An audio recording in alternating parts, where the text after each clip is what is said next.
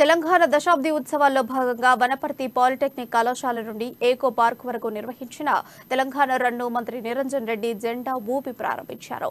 ఈ కార్యక్రమంలో collector Tejas Nandulal, ZP chairman Loknath Reddy పాల్గొన్నారు.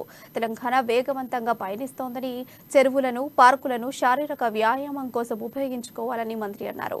మరింత పచ్చదనం పెంపొందించి వనపర్తిని మరింత ఆకర్షణీయంగా, ఆహ్లాదకరంగా తీర్చిదిద్దుకుందామని తెలిపారు.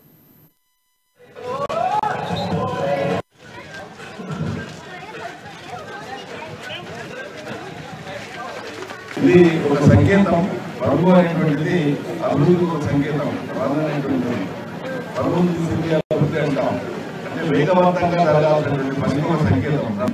తెలంగాణ వేగవంతమైనటువంటి అభివృద్ధి పథంలో ప్రయాణిస్తున్నటువంటి సంకేతంగా దశాబ్ది ఉత్సవాల్లో ఈరోజు మనం తెలంగాణ రన్ చేపట్టాం.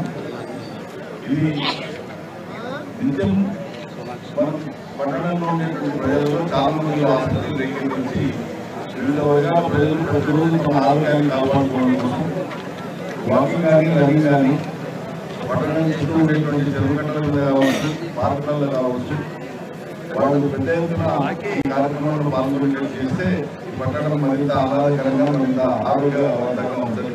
దానికోసం అందరం కూడా ముందు మనం పాటించడం మొదలు పెట్టాలి. ఇప్పటికే పట్టణంలో కొన్ని వేల మంది నడుస్తున్న సమాచారం ఉంది. అటు రాజనగరం కానీ, ఎక్కువ పార్కులు కానీ,